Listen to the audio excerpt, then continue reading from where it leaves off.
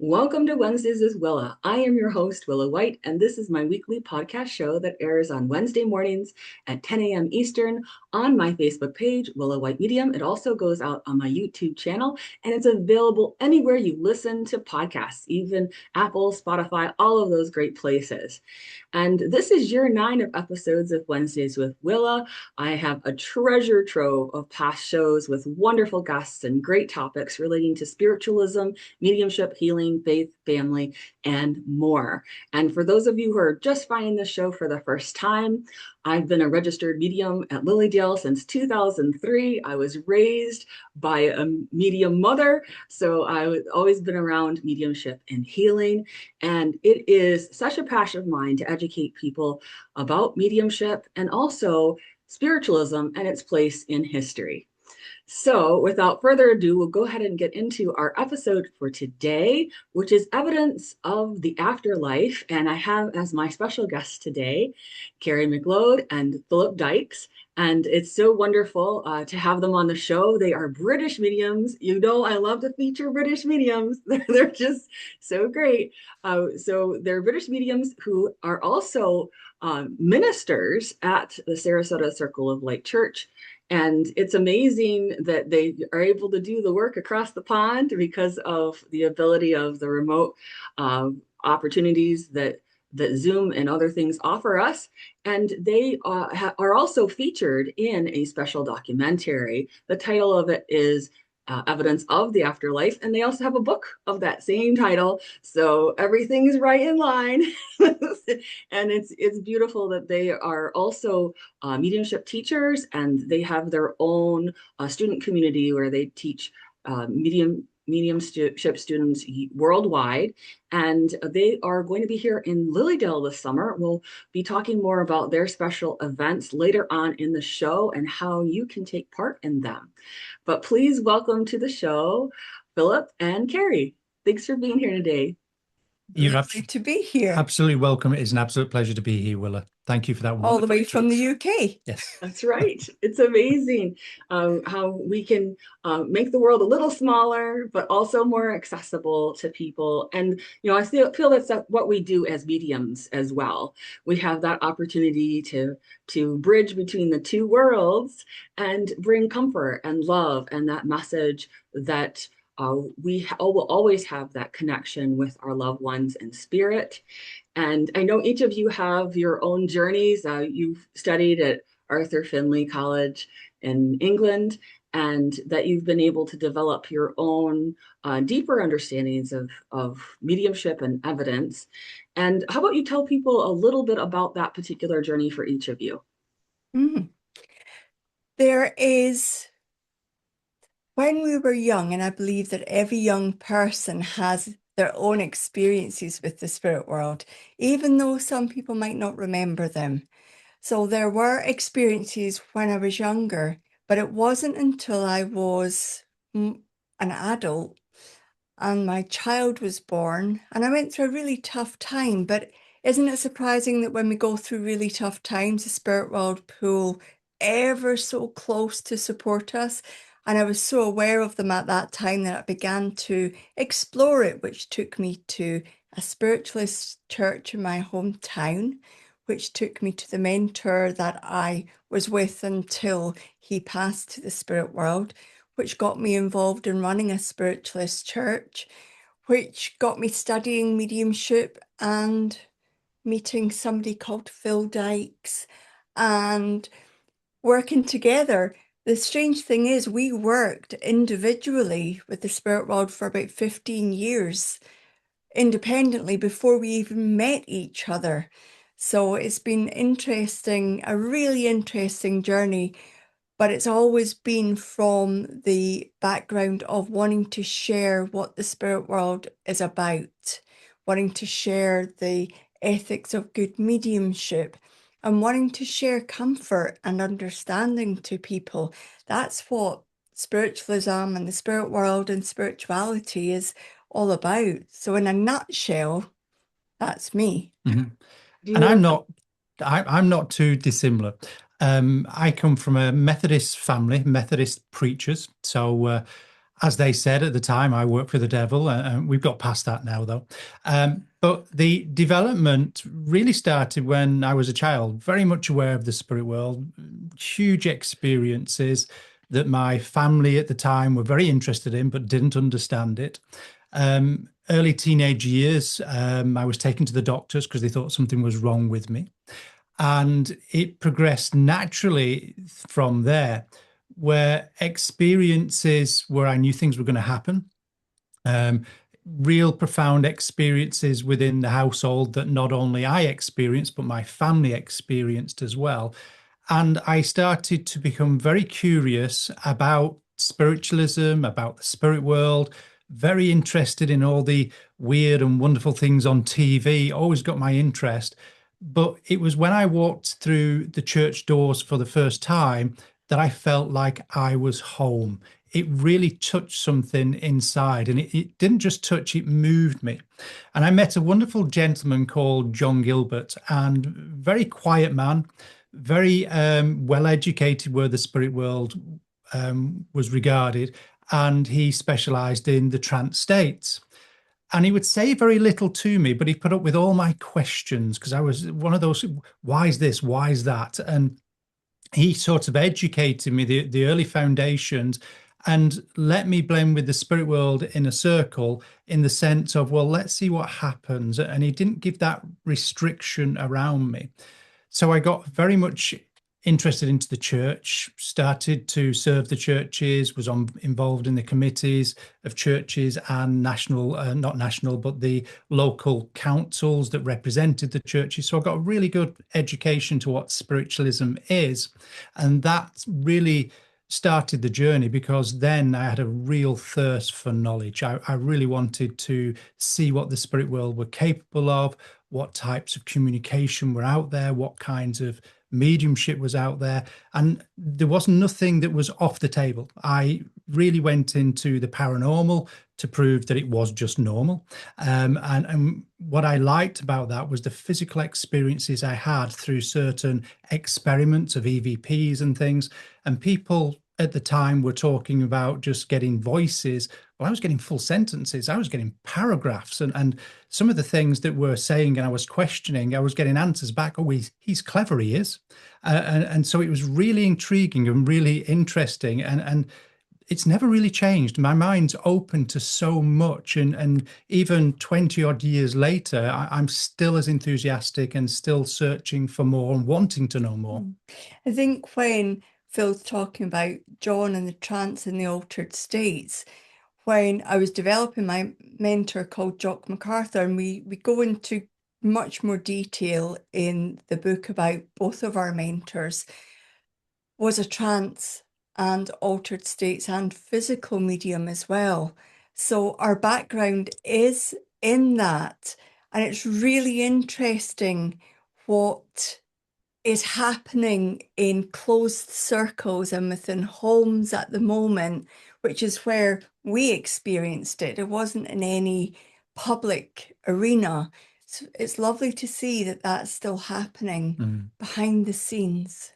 Mm-hmm. And then I think it's beautiful that people are developing and that patience and focus it's necessary for that kind of thing. And it does have to some extent, stay in that private state so the energy can build and so that they can have authentic experiences that aren't about voyeurism, right? Yes. Yeah, Yeah, that's a difference. It is. And I think it's a really interesting comment that you've said there, because today is a digital age. It's all about the keyboard and Google and AI, and people can get quick fixes and answers straight away in seconds, where I think a little bit today is missing of that searching and questioning for self. As much as I think there's some wonderful people dedicated to doing this, I think we could do better in educating to get them to reflect on If things. we go back in years, people used to sit round the fireplace and stare into the fire. We now call it scrying. I'm sure that they didn't have a name for it. They used to talk to each other back then instead of texting. I know. Now we see families around the same table communicating by text. It's a completely different world, and we've gone from posting a letter in the post and it taking a week to get there and a week to get back, never mind the writing it, to people getting frustrated if they haven't heard a response from an email in 10 minutes. Yeah. So the world moves much quicker now. And I think mediumship takes that bit longer. It takes a dedication and a patience, as you were saying. But it's nice to know people are doing it, trying to do it, yes. Yes, and even as it applies to mental mediumship, people need to develop that patience, that focus. I always teach my students that mediumship development is also about spiritual unfoldment. So those things Correct. need to go hand in hand, and sometimes the spiritual unfoldment needs to happen first, so that they can be in a stabilized state of consciousness, so that they can then interact with those other personalities in the spirit world and effectively bring through healing, inspirational, and loving messages. And that there's a lot that happens energetically with an individual as they're going through their mediumship development. Yes. And that we always have to keep in mind that there'll be those shifts that are going on. And it's best if we do think of it as a long game rather than a short game. That just And because that's you not have psychic or mediumship abilities doesn't mean you should hang out your shingle. You need to Correct. develop. And Correct. yes. And that's not always appreciated. There are mediums out there that want to know how long will it take. What you're saying there about the spiritual growth and the personal growth, if I were to go back to about 2008, I studied counselling and psychotherapy at Edinburgh University and then went on to do diplomas in different forms of coaching. And at that point in 2000, between 2008 and 2010, I integrated all of that into the mediumship training as well, so that people were getting that joint approach. They maybe didn't know they were getting the joint approach, but they were doing that inner work as well through all different exercises that they were going home with. That isn't always given now. It's more familiar, certainly to us and other tutors now, but it wasn't, to my knowledge, a thing back then.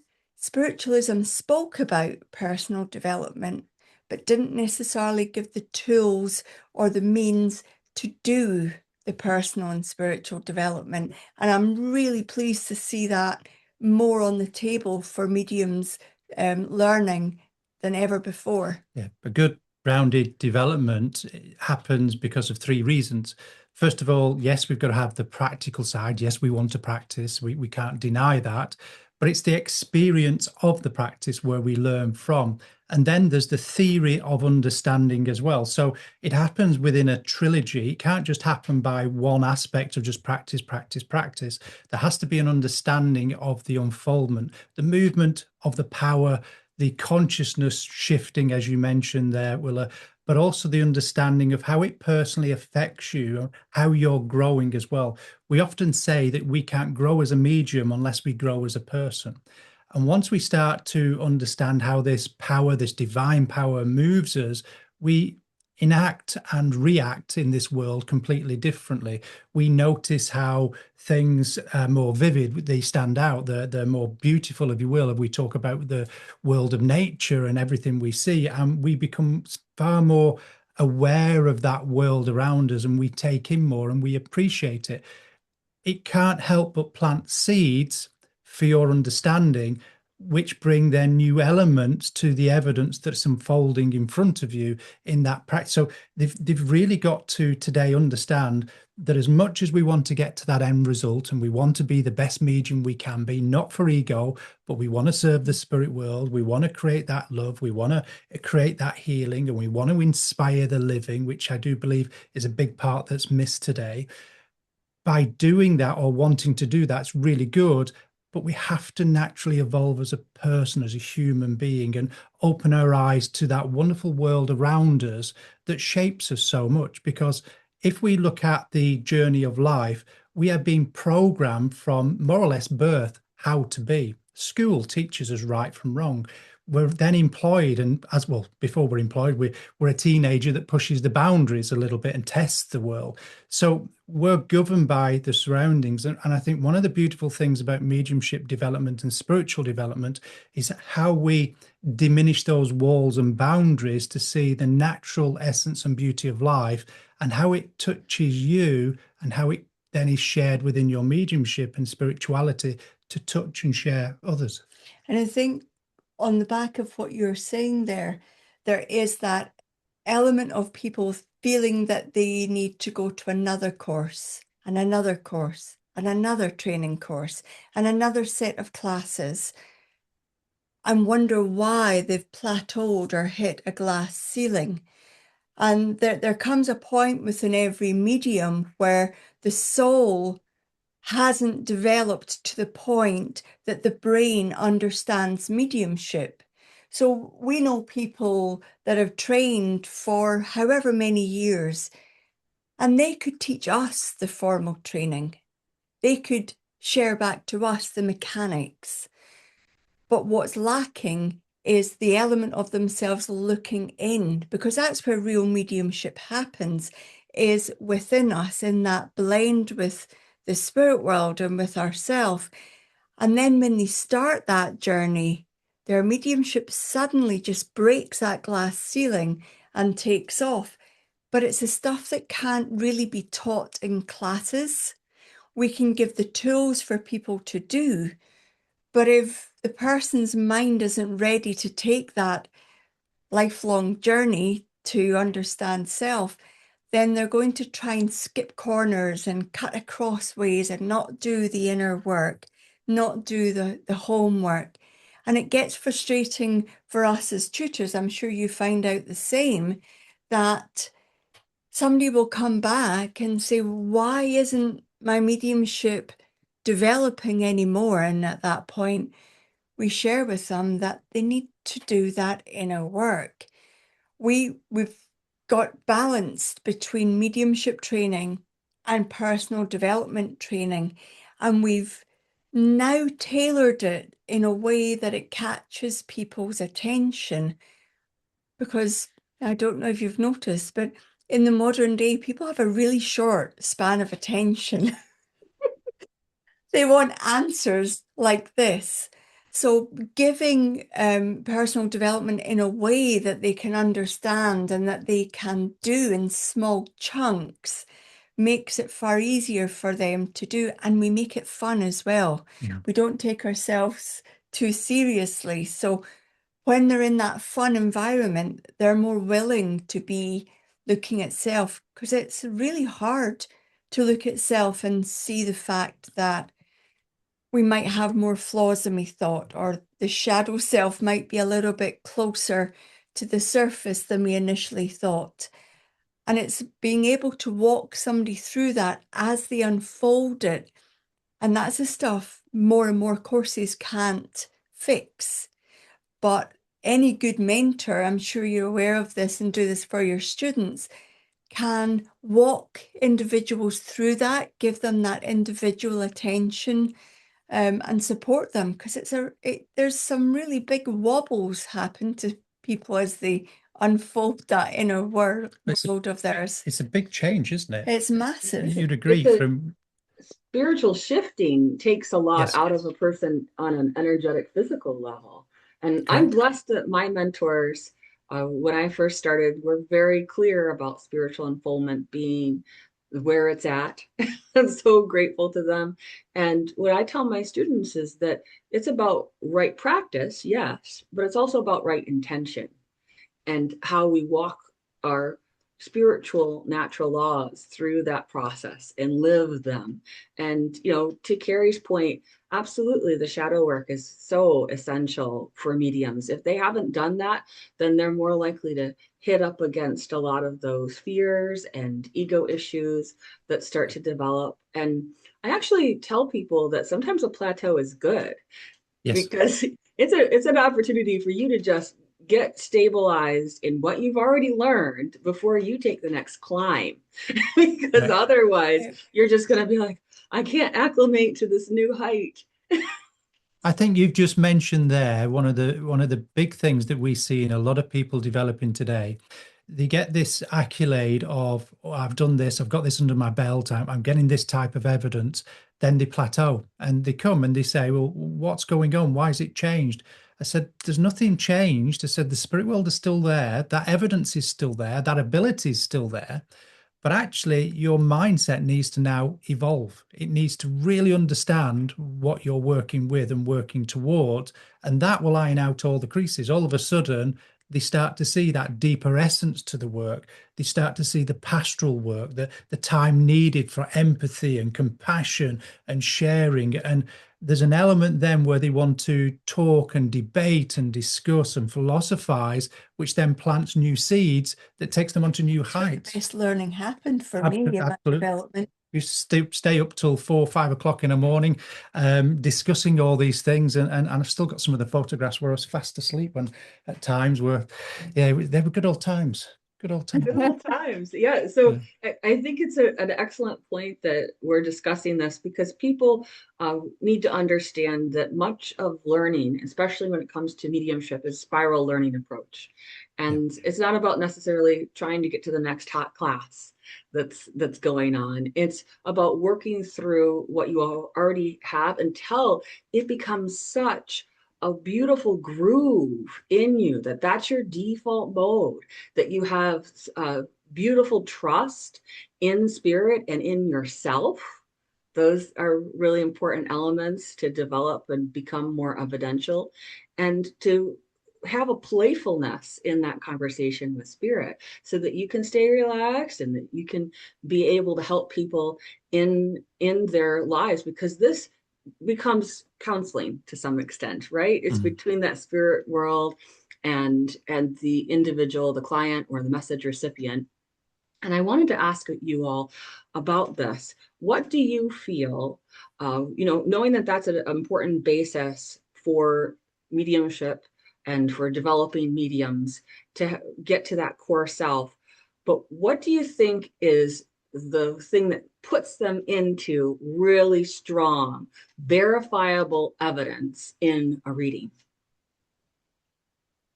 Oh, it's a big question. Yep, go. It is. It is a big question. I'm going to say, how long have we got? Yeah. I know.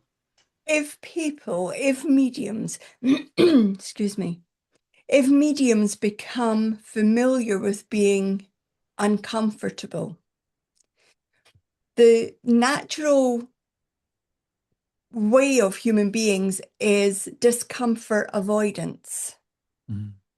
That is what humans tend to do. They'll do anything to avoid discomfort. And so, as a human being, I might do everything to avoid being uncomfortable, which includes the unknown, because the unknown creates huge levels of discomfort in human beings. That's a generalization. So when a medium gets to a certain level within their mediumship, they get comfortable with the area that they're in, and the thought of going any further creates discomfort. And and I know from my own experience, if I go back, the things that I used to do when I was not comfortable, I denied, I procrastinated, I avoided, I blamed other people. I kept myself away from experiences in order to avoid the obvious, which was, I'm ready for growth. I need to grow. And for that to happen, I need to face an element of discomfort. Once a medium is accustomed to being uncomfortable, then the deeper evidence gets more within our grasp, because we're willing to fail. But are we failing, or are we then experiencing newer ways to experience the spirit world and evidence? So we have to really find our way to that new evidence. And anything that we haven't experienced ourselves is going to be unfamiliar to us. So we need to find a way to become more familiar with that evidence. And therefore we have to get accustomed to things like a no from the recipient, or some readings just not happening until we reflect and wonder, oh, okay, that makes sense. So from my standpoint, it would be about becoming more ready to be uncomfortable and more daring to find out where the potential can be and less willing to just settle. I I think think that's a that, great point. yeah, And I think that there's a difference between stress and then there's something called eustress, which is EUSTRESS. And that is stress that actually is going to help us to grow. Yeah. And yes, as mediums, to your point, it's so essential, especially because we're sensitives and we tend to want to protect ourselves because it yes, hurts more. So, correct, correct. so ow, right? And Yeah, so we have to move into this. And Phil, what would you like to share? it's what you've both said has been absolutely magical to listen to. You've both hit the nail on the head. Mediumship development and getting to that point of trust and understanding the evidence and really knowing that evidence comes in different phases. So when we come into this, when we awaken, if we call it that, everything's shiny, everything's new, everything's bright. And we're intrigued by it and we're pulled into it, and everything has a meaning, and everything we find is a sign, and everything we see, like numbers, Those days. remember those days. Then once we move past that phase, we move into what we call the next phase, where it's mechanical. I can do this. I'm a medium. And you're doing the action, but actually the strength of conviction and intention is not fully there yet. And as we start to come into the areas you both spoken so well about the trust issues, the incompetence areas, the elements where we're unsure or we feel insufficient or we're comparing ourselves to others, it plants that seed of doubt. And that doubt and those uncomfortable areas are actually the making of the medium. And people don't like those areas because they cause pain, as you both mentioned. But actually, where the making happens is the walk and the fighting through that, where we're looking for the answers, we're getting conviction to the reasons why we're doing it. Yes, it's a passion, but what is our purpose? Why are we doing this? And the common answer we hear at that point is, well, we want to heal people, we want to inspire people. And we say, okay, let's take those off the table. Why do you want to do it? And that makes them really question then what it's about for them. And once they start to understand, then it pushes them onto another area where they start to dig even deeper, where they get the faith, where they get the real belief from. And that's where the trust then starts to creep in. And that's where the knowledge then comes in of, I am a medium, I can do this. And there is no doubt of an element that you are the medium, especially when somebody comes up, you do what? Really? You're able to face them, you're able to speak with them and diverse and be topical about it and educate them. And then we can really see that they then start to really move into the power of being the medium, being the helper, being the carer, being that counselor, being that person that's going to inspire, bring comfort and love.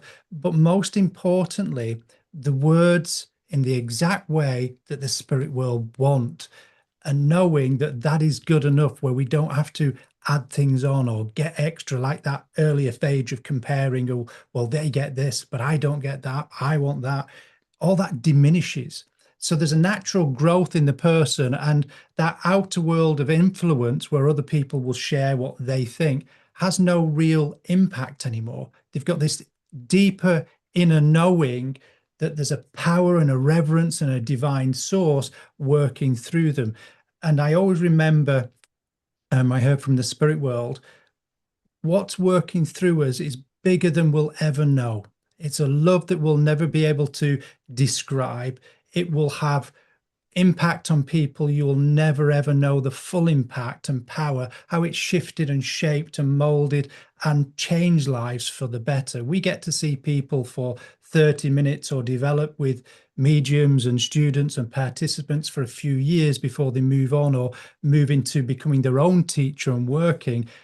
But it's that excitement and understanding of seeing that trust grow and that competence and knowledge and trust within self of what they're doing. I think that's when we start to really see the evidence from the spirit world then, because they're understanding what it really is to do this work. Yes, it's a multi-layered experience when you're a medium. And what has also helped me is that I don't have to understand everything. Mm, I don't. It's not about me. So all I have to correct. do is convey and be compassionate with the spirit communicator and with the recipient, the sitter, and that the rest flows when you're in that beautiful, inspired state with spirit. And that we have a very loving support team that definitely helps in all of that process. And so, what are some kinds of evidence that you really feel have been most profound for you in your readings with others? Oh, that's another big question. How long have we got? I think oh, I think I can explain it in the way you're asking. One of the things that's kept me in spiritualism and mediumship and really interested in the spirit world is how the evidence when I'm working is touching myself, is moving my understanding. It's how it's giving me empathy and I'm finding compassion in it and how it affects other people. So there's been monumental elements of evidence that I've given that have really changed my understanding and what I think can be given. And I think it's always good as a medium to be striving for more and different types that are very unique and be out of the comfort zone. But for me, ultimately, the things that have shifted me is the impact and responses from people when the stories unfolded, and I can feel it too. So as much as I'd like to say where I've given full names and addresses and things like this, and in those rare contacts that everything works so well, and we get and they need to give that. But then there's the times where there's the emotional side when you see the shift in somebody and where you feel it as well, and where the spirit world, the loved one, me, the medium, and the recipient are all sharing that exact moment. I think that for me is when I know it's good evidence. I remember doing an interview for one of the big media companies, Netflix, where I said, I, as a medium, can't tell you what is good evidence. I've got my own judgment and understanding what I think will be, but actually sit somebody in front of me, what is good evidence for them? They'll give you a completely different answer. So I said, I can't answer that. You can only ask the recipient, the person that receives it.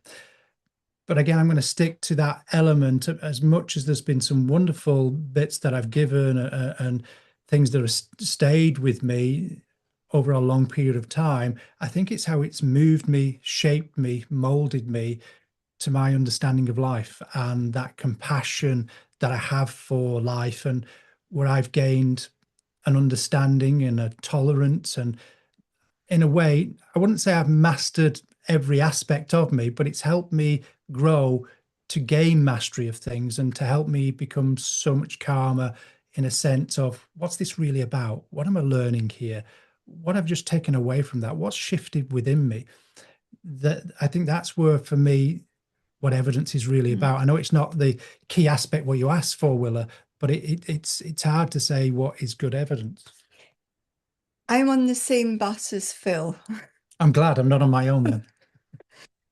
I think what shows is in the documentary there is multiple times where different evidence is shown, where we both get names and we get countries that recipients have visited, and we get how people's have passed. We get where they used to live and addresses and such like. And for the observer watching, there might be that wow factor. But we have to then sit back and know that, yes, the camera happened to be there filming that, but that isn't necessarily for the camera. That would have been because that individual needed the names and the holidays, the vacations, the places they lived, how their loved one passed. And then other times when we do a private reading, for instance, and these are in the documentary film, it's emotions. It's how they sat together at the end, how they shared their last meal, how they kissed each other before somebody went out to work and didn't come back. It's, as an observer, that might seem like less valuable evidence, but to the person receiving it, Yes. it made a whole lot of difference. So it's very easy as an observer, and Robert Lyon, who produced and directed the film, has done an excellent job of capturing all the different angles of what a reading and what a demonstration can do, because we are not attached to the type of evidence that comes. Yes, it feels really good to be able to get objective evidence when you know that that person needs objective evidence. There's nothing worse than coming away and the person saying, "Did you get their name?" And you realize at that point that a name, for whatever reason, was important to them. But we open our mind to them and let them know that we're not in charge of what evidence comes. And for whatever reason, that just wasn't important to the communicator at that time. Yeah, there's in the film, very quickly, there was some really hard evidence taken out of the film because people said that's too hard hitting. That is going to shape things. We wanted it to stay in because we believe evidence should be heard and should be seen. But actually, the producer said, no, it doesn't fit into the story because I want the story to be one about you guys, because you're mediums. I want to show people the world of mediumship. I also want to show them the world of what spiritualism is and what the world of grief is, so that there's multiple stories in there. He's done it so beautifully. So I understand why he's taken some really hard evidence out, and where he got a second opinion on it and they agreed, and we got a little panel together to watch it because I wanted it to stay because there was all the good things in there. But they said actually there's just a little bit too hard, and people might deem that a little bit negative of somebody's last moments or their personality, how they were and the characteristics, without saying too much. So we understand that, but he's done a magnificent job with the story. And I think this goes back to the conversation here and the question about evidence. If it's telling the story of life to that person in front of you, and it's touching them and it's taking away any doubt that there is life after death, then I think all evidence is good. And especially when the medium understands it and resonates with it and has empathy and understanding and is able to deliver it with compassion, I think that's what I'm looking for. Because my word would be, it's exquisite when you see a medium doing that. Absolutely. And, just for people who might not be as familiar with mediumship, I'll just speak to that real quickly. Sittings with mediums are experimental sessions. So a medium cannot guarantee that they'll be able to connect with a particular loved one in spirit, and they can't guarantee they'll connect with certain kinds of information. And so often, to Kerry's point, the emotional aspect is much more important than either names or places. Right. It's, the things that they know you can't get from an obituary. It's the absolute essence of that spirit communicator and what it feels like to talk with them, and the emotions, the connection that it still invokes. And so that so often is the best evidence. And also evidence is reliant on whether that spirit communicator will convey it. If they're Correct. good at that level, and we all have different ways that we take learning and information on board and how we give it out. And for some people, they're much more involved in the gossipy world, and other people are into the hard facts. And so that will definitely make them lean into certain forms of communication and information. Now, in terms of building this for the understanding of the afterlife, we bring through evidence of that human personality after so-called death, and that they can have a real-time conversation with their loved ones in spirit is so valuable. Let's move into that understanding of what about the afterlife? What have the two of you, learned about the afterlife? I've learned that I don't know exactly what it is, but I've learned that it definitely exists. I think Phil and I come from, for different reasons, from a background of being very analytical. I like the scientific part of spirituality, spiritualism, and mediumship. I like the fact that evidential mediumship requires proof of the person in the spirit world.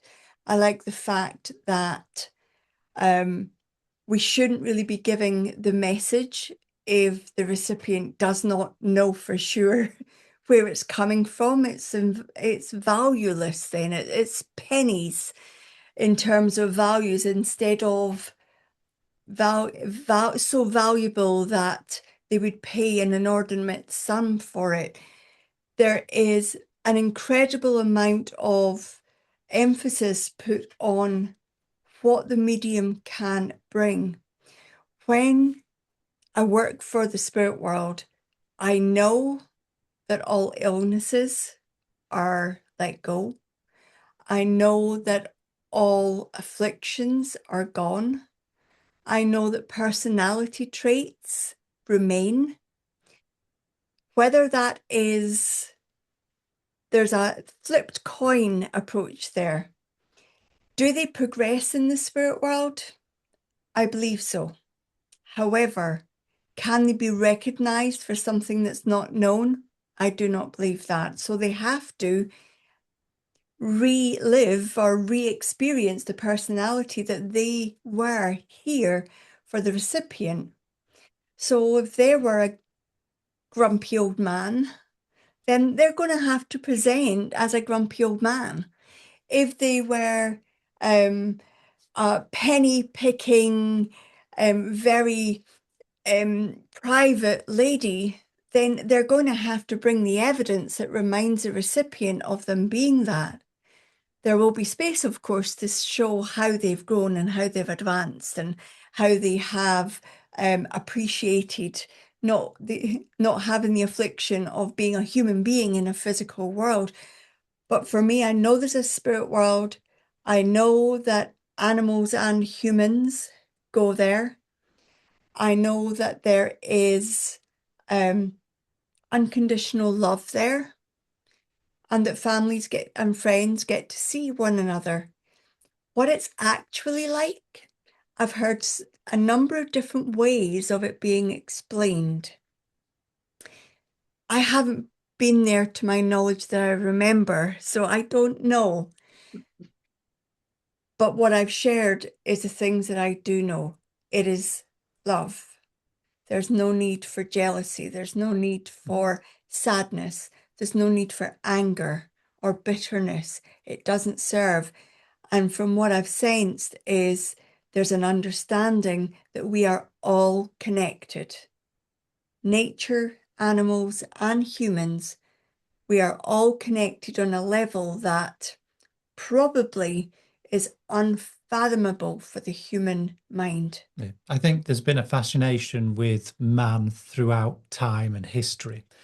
And if we go back to the earliest records, we worshipped our ancestors in many different ways, and some of them graphic, so I'm not going to mention them. But there's always been that interest, and there's many theories of what the spirit world is or the afterlife is.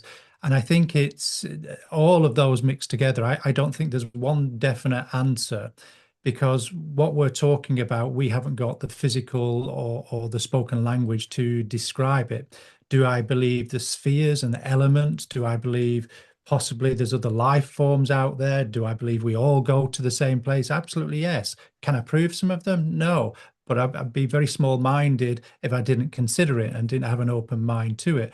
But do I think that world that we're talking about, that afterlife, is good? Absolutely. I think that there is nothing negative there. I think the most negative thing is the grumpy old person that Kerry was talking about before, coming back with the personality traits. So I think that that world is very intelligent in the way that it communicates and able to, if you will, break down the barriers of mankind today and our mindsets. And because I do believe there's a huge spiritual awakening happening. And I think that the way that they're impressing us, shaping us, and getting us to think is the real meaning of that afterlife. Fortunately, I've had an experience where I passed, just it was a few seconds. I believe it felt a lot longer for me. People call them near-death experiences, where I envisaged the spirit world. I got the feelings of the spirit world, heard very familiar voices that I once walked this plane with. And that I can tell you the situation, I can explain it to you, I can describe things, but can I find the words that will give the feeling for your listeners here or viewers here to understand it? It's a very personal experience. Do I have a faith that I will go on somewhere else? Absolutely. And do I believe I will meet my loved ones? Absolutely. Will be in a different form. Am I scared of it? Absolutely not. Do I want to go? No, I don't, because I live here. I want to be here with my children, my fantastic wife, and the physical body with the conditions we have. I don't want to suffer in any way. I've made that bargain already. I want to go with no pain, if possible, fingers crossed. But that's the human mind speaking. But I think that world we're talking about is of a divine consciousness we're all in touch with. And I think it's one of the most beautiful understanding places. And we can hear such recordings of Leslie Flint where people come back and talk about it, where they say the spirit, the colors are so vivid, they're not like here, they're more vibrant, and what we create and what we think is what we live within. And I think that's such a beautiful world to think of, the afterlife. And I particularly like the word the Summerland, because that paints a picture of beauty, of open plains, freedom, friendship, love, all the things that we want here, and all the good things we've experienced here. I do believe we take and we resonate in that afterlife. There's also the part of my understanding is that the spirit world looks after its own as well. Mm-hmm. That we don't have to worry about somebody being lost or not being found, or being alone, or the suicide thing, or somebody who passes in a way that a person might not agree with, suddenly that they're punished. They're not. We've both had so many experiences where the weight of that's been lifted from the sitter, the recipient, because they've said, I'm fine. Grandad was there. You asked Grandad to meet me, and he came and he got me, and I've got the dog here as well. There are so many times where I've had it confirmed that nobody is left alone and nobody is allowed to become lost unless they choose to have a bit of time on their own. I'm sure everybody's entitled to that, but I've never heard of anybody being left alone. I totally agree. It's interesting how some people in that, I call it spook and boo, in the movies and on TV, they have a different understanding than we do as spiritual mediums. It's a sacred joy to connect with those that have passed to spirit. And most so-called hauntings are actually just energy residue. Yes. People are picking up on. Woo. So that will happen. And to Kerry's point earlier, I always ask the people in spirit to present the way they were when they were here. Yes. After we've established everybody knows who you are now, you can explain that you are now version 2.0. You know, that if you were, grumpy old man, maybe you got a nice twinkle in your eye now and are actually Correct. going to be better in your interactions with those here on the earth plane. And it's such a delicious thing when people realize that maybe the client was kind of teetering on that thought of, well, I don't know that I have a soul. And then they have the reading and they're like, oh my goodness, I've been able to talk to so-and-so and so-and-so and so-and-so who have passed. And now I know that I'm a soul. And so then I can live from that greater understanding, and it can change their lives. It can change the direction of where they have been flowing and going. And it's beautiful that the afterlife can do that connection with the afterlife. And that so often what we do as spiritualists is we're actually helping other world religions. We're like, hey, look, See, it's true because we just talked to so and so. We do have a soul that extends, and it does matter how we treat people here on the earth plane. And Carrie, you've done a lot in terms of counseling of others. I feel you and Phil too, but we are helping to counsel between the two worlds, and that there's this beautiful connection that can happen between those that in the so-called afterlife and us here on this earth plane, and that it doesn't have to be such a separated experience, that they can Correct. live in both worlds, but having communication with people in spirit 24/7 would be a very unhealthy thing, because then you wouldn't be Correct. living your life. So, Correct. you know, Correct. are there some other aspects of that philosophy or personal stories that you would like to share on the show today? Mhm. That element that you've just spoken of about a healthy balance. People, now I'm not saying that people don't need to go for beautiful energy work and balance their energy centers and chakra centers, because it's beautiful to have. But my struggle with balance was, and still is to some extent, is between the physical world and the spiritual world. It's not about balancing my chakras, it's about balancing how I live between the two worlds, not overindulging in the physical world, but also not overindulging in the spiritual world either.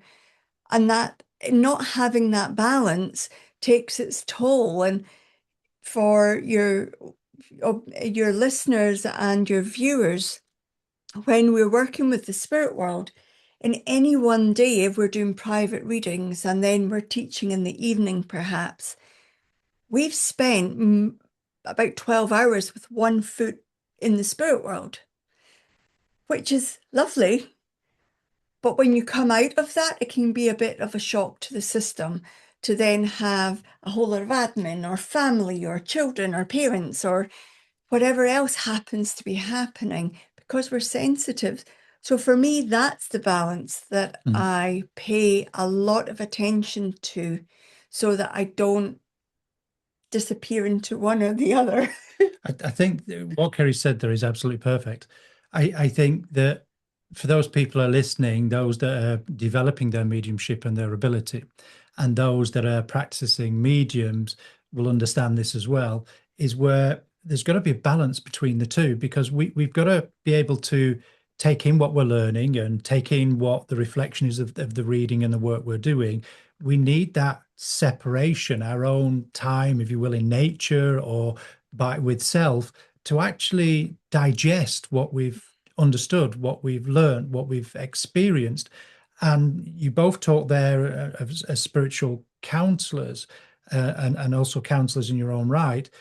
But again, with being a fellow coach, and master mentor, there's an element where we don't want people to relive things. We just want people to understand what they've gone through, to take the learnings out of it or to move past it, so it doesn't control them anymore. So I think where we discuss here that element, what I'd like to say to people is find that balance between your work, your development, and also your private life, and time for self to reflect, to see how much you've grown, to see what's changing within you. And I'll go back to something I said earlier. A lot of people developing today where the plateauing or the frustrated and things not happening as they want, having that little bit of time to self, to question, to gain understanding, will iron 99.9% of things that are frustrating you in your development. And The break is sometimes what they need. absolutely, yeah, Yes. absolutely. And to honor that there has to be a balance. Even before husband and children, I knew that I had to put quality in front of quantity, and to make sure that I had that beautiful balance. And to your point, it's something that some mediums don't understand, and they can send themselves into, into this pit of Yes. energy. And then they come to me and they're like, I don't know why I was getting all of this, all these wonderful things. I was saving all of these people, and but now I've energetically crashed and burned. And so it's such a valuable point that both of you are making, that if we want to help more people, we have to take in more spiritual food for ourselves, more than we give out.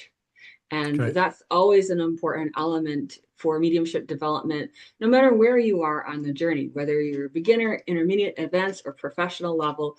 That is something that you always have to be in accord with, because yes, we can connect with infinite intelligence and feel that wonderful infinite supply of energy, but we need to be stepping into our own lives and carrying that even mind, as Harry Edwards talks about, right? Yes. You have even mind, and that is definitely mediumship gold. Right there, right there. I want to just take a few minutes to talk about the documentary. I know that's going to be aired here at Lilydale, so it will have a premiere here this summer. Can you tell us a bit more about that documentary? How many hours, days, whatever did you spend filming that Years. documentary? Years. Oh, it Years. spanned years. Oh, Yeah, interesting. it started before COVID, where Robert Lyon came to us and said he wanted to make a film about mediumship and what it is and what it entails. And originally we said no, because we thought, yeah, we're not too sure about this. We've been stung by televisions and programs before. So we wanted to know the intention. And originally, as I said, we said no. But then he said, but I want to make it because I've got to know you guys. And I think what you do is absolutely the truth. So we talked a little bit, we discussed it, we sat for a period of time, then we said, okay, as long as it's really not about us. And he agreed. I said, as long as it's the focus is on the spirit world. So we started it just before COVID. Then COVID hit, and as you know, we all had to separate and go through that. And then he picked it up just after COVID, where we started then to, as we're working. What he did was something wonderful, because he didn't just get the good bits. He wanted the bits where people are in the workshops, were seeing participants practicing, learning. Then he wanted to be outdoors and see different places. He got to see more than we did, didn't he? Really? He did. He did. Have you been all day? Oh, I've been at the beach. Yeah, exactly. So filming all those things, but he was so discreet with the camera. Everyone knew he was there, but everyone said the same thing, that he was just so wonderful. You didn't recognize or realize the camera was there. So he recorded some magical moments. Apparently he's got enough for about another 3 movies, but what he's done is gone through to build the story that he wanted, that talks about the truth of evidential mediumship, why it's so important, why it needs to be disciplined and framed the way that it is to keep it alive and moving forward for millennium for other people to experience. But he wanted to show how grief also affects people, individuals, in so many different ways, and what mediumship and spirituality does for people. Because I believe, I know there's some wonderful therapies out there, but I don't think there's anything that comes close to mediumship and what mediumship can do for people. So he's captured all that, but he's also captured the essence of us as well, hasn't he? He's captured the times where we were having fun, the times where we were working really hard. Sadly, during the making of the documentary, both my mum and Phil's dad passed the spirit world. So he discreetly captured those moments as well. So have a box of tissues ready when you're It is something that I know Robert's very proud of. Yes. He's won 7 Emmy Awards for his work in news reporting, nature reporting, race car reporting. But he said this has been... And spiritual films as well. And spiritual films. He's done a spiritual film beforehand. But this is what he wants to do. And he had his own experience, which we talk about in the book as well, where he found that his mediumship works as well, which was a bit of a surprise. That's another story, another film that could be made on the back of this, how he developed working with us and working through the workshops and everything. He heard all, this is a good example of knowing all the training. He heard us talk time after time after time, but he never got to use it. The one time he got to use it, the spirit world did it perfectly for him. And it's when you've got the experiential learning that it touches your soul. And that's when a lot of people get their own evidence. So for the documentary film, it's something I'm very proud of. We pushed through a lot through the making of it because there was illnesses and such like in the family. But it's something that if in 10 years' time, well, maybe we're not gone in 10 years' time, sometime after we're gone, Yes. if it's found and it reignites a discussion about life after death, reignites what the standard of mediumship could be, then its job is done. Hopefully it does it before we leave this world. I mean, there's snippets of demonstrations in there. There's unedited private readings in there. There's interviews with recipients. There is moments caught between the audience and ourselves. There's and where there's points made by somebody that's speaking over the top. I can't remember what it's called now. It's alluded from narration and certain topics to really hit home to show and get the point across about mediumship and the beauty of it, and how, in a way, we all should be looking at spiritual studies and evolving as human beings. And it's not an occupation. No. It's a vocation. It's something that you dedicate your life to. And I'm hoping, as much as people will come to spiritual centers and churches and different things, we're hoping, because it's media, it's going to open a net to many more people to get them to look at it and maybe come into the churches and the spiritual centers and Lilydale and so on and so forth. That's what our pioneers in the past did. Yeah. They spoke about spiritualism in the spirit world in order to get people into the centers. Correct. And through COVID, people have left the centers and gone out. So hopefully we can bring people back to where the truth of it in a lot of ways began. That roots and the fellowship are so important in the development of an individual, and know that they have a support of a grounded spiritual community. Absolutely. And I love the fact that even though times got tough in terms of your own personal lives and COVID thrown in it, that you kept going, and that you had such vivid support from spirit and from people here on the earth plane to make that possible. And I know we're excited about that being screened on July 3rd, so people should mark their calendars. It'll be that evening, and I believe there's a Q&A that will be after the screening, so people can pepper you with lots of questions if they so desire about this. This is not the first time we've had documentaries, leadership documentaries here at Lilydale, and it'll be great to have yours. Now, I wanted to speak a little bit to the courses that you're going to be teaching when you're here. There'll be a 2-day class, right? That's building your power with spirit. So tell us a bit about that one. We're going to look at building the power from mindfulness, meditation, sitting in the power, mental mediumship, through to the altered states, showing how people can use the power that they have as well as embrace the power of the spirit world in order to experience them coming close.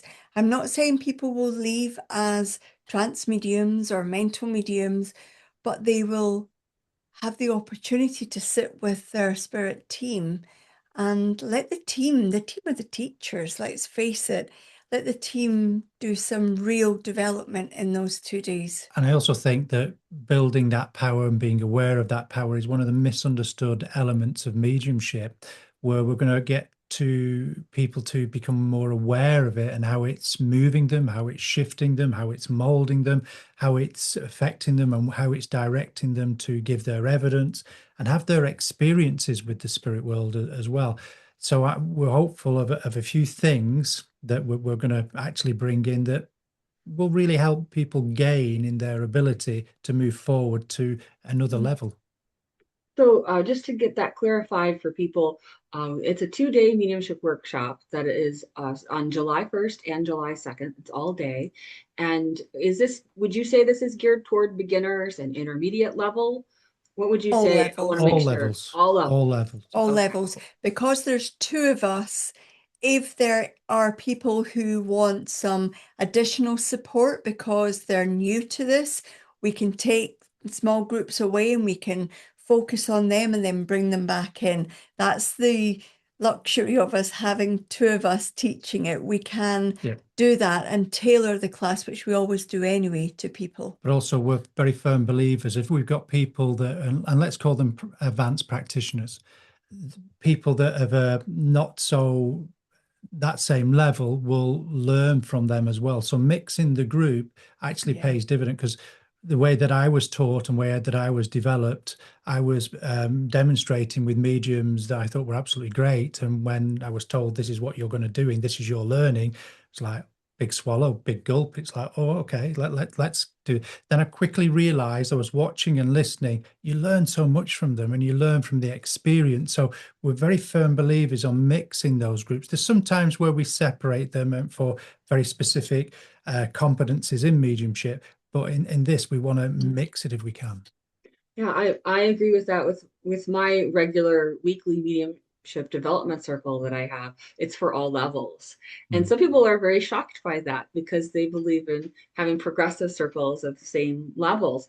But I grew up with the all levels, and it's a one-room schoolhouse then. Correct. And then you don't, when you pair off to do partner exercises, it's not two beginners looking at each other going, now what? So I always try to pair a new person with a more advanced student, and it works out so beautifully because they can see how that flows. So that's great to have that clarification for that class. And building the power is such an essential thing. I know I tell my students that, we're calibrating. You're working on calibrating that energy, conditioning yourself. You can't just go and bench press 200 pounds right now, can you? So let's start you off with some 2-pound, 3-pound weights, and then, work your way up, and know that it's something that you have to put that kind of rhythm in. And if you miss class, you'll kind of feel a little off because mind, body, spirit, you were aligned to do the work of spirit. And it becomes something that when you're a developing medium, you really yearn to have that connection with those in spirit. I think in part because we get a vicarious thrill of the love. Yes, we do. To be quite honest, it's a really great high, isn't it? It is. I'll share a little secret with you as well, and you can't tell anybody, Willa. So all the listeners, put their hands in their ears. So one of the things with building the power, you're focusing on the power, you're focusing building it, you're becoming aware of it. Well, the bit that we're not sharing with you is when you're doing that, the spirit world have got an open path in, and the evidence, the communications that you get is second to none, because you're not looking for it, you're not trying, you're not forcing it, you're allowing it, you're surrendering to it. And that's the difference. That's the beauty. And when we take that 2-day, I know we've got a 1-day workshop on mediumship. For those doing the 2-day, they'll be able to take that into the single day afterwards, which is also all levels. You don't have to go to both. You can go to one and or the other. But after somebody's built the power, usually they're eager to try it out on the individual day of mediumship, and it works. So let's talk a bit about that. That's on July 3rd. That's the Deepening Your Mediumship Power class. And that's also an all-day class. And what makes that different from the Building the Power workshops that you were talking about? So we're actually going to focus more on the mediumship, and we're going to look at the unfolding of that contact. And if you notice there, I didn't say evidence. That is guaranteed. The evidence is going to come. We want to unfold that contact because we want you to blend with the spirit world in a very natural way to you as an individual.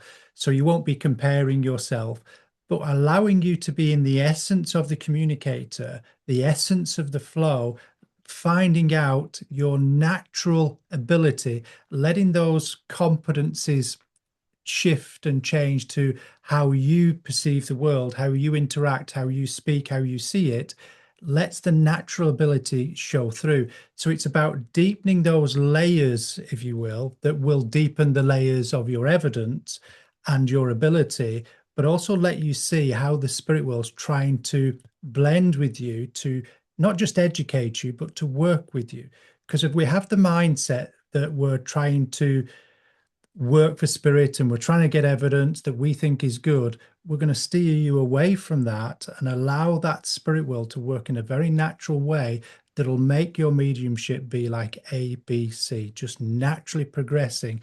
And I'll guarantee this, you'll be more confident at the end of that day with your ability, because you'll start to see all the things you were trying to do, trying to emulate, instead of letting happen. And also that people will be more comfortable with getting a no. Yes. They'll be asking for no's at the end. You mean a new opportunity? A new opportunity. Yes. NO spells new opportunity. NO, acronym, new opportunity. So there'll be partner exercises in that one. Yes, day absolutely. class then, versus the 2-day class is more of lead them through energetics. It will be a mixture. Mixture. Okay. So on All the right. second day, we might well bring in some partner exercises as well. Depending on the level of the student. Yes. And how that is. And there is a demonstration, mediumship demonstration service that you'll be doing on that July 2nd in the evening. Yes. And do you tag team mediumship? Where you're we might do. Or do you tend to do standalone? I'm giving a message to so and so, and the other is. It depends on the spirit world. Yes, sometimes Phil will start and I will follow, or I'll start, Phil will follow. But then if the spirit world comes in, we both look at each other and think, okay, we'll tag team. And we'll share a communication. So it's almost like double contact, so we can do that. So we might actually think about mixing it up a little bit to make it a bit. We've done demonstrations with a difference as well, where we're blindfolded and the recipient's not allowed to give their voice. Ooh. So we're fully reliant on the spirit world. Very interesting. So we might shift it up a bit if you guys are open to it. And so then how would you would you have an independent source tell you yes or no based on the person nodding? Yes, so it will be an independent. So Kerry will act on my behalf and I'll act on Kerry's behalf, or we can get a totally independent adjudicator, if they will, as they say on TV, to do it for us as well. That'll be good. Very exciting. Well, lots to look forward to when you visit Lilydale this summer. For those of you who want to get tickets to Kerry and Phil's events, go to lilydaleassembly.org. That website, you'll be able to go to what's happening and go ahead and get your tickets now. We want you to make sure you have that, reserve that spot, because, you know, certain events only have limited amount that you're allowed to have. And for those of you who are interested, mark your calendars for July 1st, 2nd, and 3rd for all of the wonderful events, including the documentary screening. Any last things you'd like to share with folks today before we close? I'm looking forward to being at Lilydale. I've heard so much about it, and I want to experience the history. I want to experience the power that's there. I want to know all about this stump that everyone keeps on telling me about, that we can work from, and different things. And I want to just get to meet people. There's something myself and Kerry love, and that is meeting people and talking to them. One of the things that led us to be reverends of the Sarasota Centre of Light was the different conversations we had and the different ideologies and the different thinking that people had, and because we learned so much. So, but if I can give one thing to people listening, it would be to stay strong, really focus on that passion that you have, and to really stay true and authentic to yourself and listen to that internal compass that is guiding you, whether you want to call it the soul or whether you want to call it the spirit world's love and impression, and that conscious power moving through you is up to you. But listen to it, build a rapport with it, improve your life, not just your mediumship. I think I want to speak to the people who are looking for reassurance that their loved ones, their friends, their animals are close by them. What I've learned, and I'm 100% sure about, is that when we are in conversation with that world, the connection gets stronger. So speak to your loved ones, have a conversation with them. They are not physically there, but they are spiritually, emotionally, and mentally with you. If you start having a conversation with them, whether it be out loud if you're on your own, or in your mind if you're with people, you will begin to build a new relationship with that person. And as you build that new relationship, new ways of communication happen. Communication doesn't just need to be with the medium. It can happen between us and our loved ones. It just takes you to trust, to start that conversation, to believe, and then when you least expect it, you'll have a surprise. Lovely. Oh, that's a great note to end on. Thank you both, Kerry and Phil. I really appreciate you being on the show today and sharing your wealth of expertise in the subject of mediumship. And again, we're really looking forward to your visit this summer in Lilydale. And thank you everyone for tuning in today, or if you're watching on the replay, please leave your loving comments on the show. We love to hear from you and always appreciate your support. You're why I'm doing this show. All right, everyone. Listen wherever you get your podcasts. I'll see you next week. Same time, same place. Bye-bye.